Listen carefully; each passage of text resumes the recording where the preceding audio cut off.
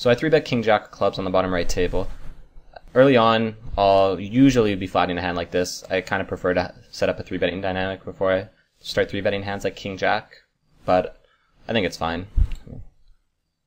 Certainly can't go too wrong with it.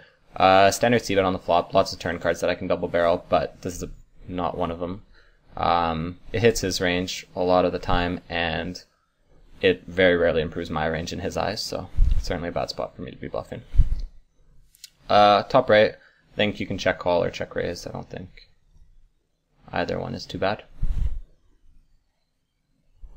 Check raising, you don't really have too many turn cards that you want to be barreling on, so it kind of sucks, especially when you don't really know what he's going to be bet calling the flop with. You know, a lot of people would only be bet calling the flop with like a king or a flush draw, or maybe like queen 10 also, and therefore you're just not going to have a profitable barreling spot against them on pretty much any turn. But some people would be bet calling the flop with any 5 or a jack or like 10-9 and stuff, and or maybe complete floats, and against those guys you can get away with check raising and then betting the turn. On the bottom left table, I just decide to check it down and not bluff on the ace. I think that in general that's not a great spot for me to bluff because he'll expect me to check ace high a reasonable amount of the time on the flop in the first place, and it's not that great a spot to bluff, which can make it a good spot to bluff against good players, but you certainly want to be very conservative about it. Okay, let me rewind to the queen 10 and try and explain what happened before I look too retarded. So I check all the turn, which looks really fishy, but I actually think against his range, his turn betting range, that I have a decent bit of showdown value with queen 10. It sucks that in this case he had ace high, which is one of the few hands that you really look stupid check calling the turn against, or if he's got a hand like pocket 3s or something. But I think he can have a lot of like 7-8s, 8-9s, 9-10s, some flush draws that he's betting the turn with that queen 10 actually is going to win at showdown against. And there aren't too many river cards that are really good bluff cards in his mind for those hands, you know. Because most of the time when I check call 2 streets, I'm going to have a king or a jack, and there aren't going to be too many river cards that are really going to scare those hands. So I think you actually get to showdown if you got the best hand a decent bit. And we can see check down one of his bluffs.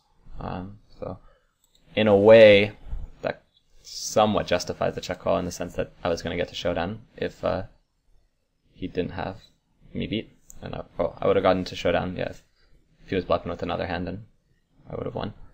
If that makes sense. So I'm pretty sure I call on the bottom left with 8-7 of diamonds. This footage was recorded yesterday, by the way, so most of it's pretty fresh in my mind. And I usually just c-bet 70% as a standard just because it's easier with those full tilt custom bet buttons to just c-bet 70% rather than type something in.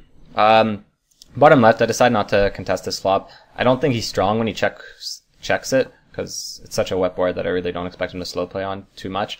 But at the same time, he can have a lot of stuff like jack 10s, 9-10s, even ace king that decides to check call. So I think he's just going to check call a lot of the time on this board. But if he checks the turn to me, I think that, you know, hands like jack 10, 9-10, maybe they'll decide to check call me on the turn, but they'll at least fold by the river. Whereas a hand like jack 10, you know, if I bet the flop, there's a good chance that he'll stick around even if I bet the turn, or he'll decide to check jam with his pair and open ender. But in this case, I think that hands like jack 10, 9-10, or, you know, whatever else he might have, will usually fold at least by the river at this point. And I really can't imagine him checking twice here with a strong hand. Just so draw heavy. So I'll definitely call ace 9 of diamonds. He is 3-betting a decent bit so far. But it's tough to play someone on 4 tables without holding manager once you're used to it. It is actually tough because you end up, in my experience, you overestimate how much they're 3-betting when you don't have the stats to back it up, because when you're playing 4 tables, it just feels like they're 3-betting you constantly, because pretty much every minute that you're going to be facing a 3-bet on one of the tables, and it's easy to overestimate. But usually when you refer to the stats, they're not actually 3-betting too much, and like he was 3-betting around 21%, which is high, but it's not like maniacal or anything.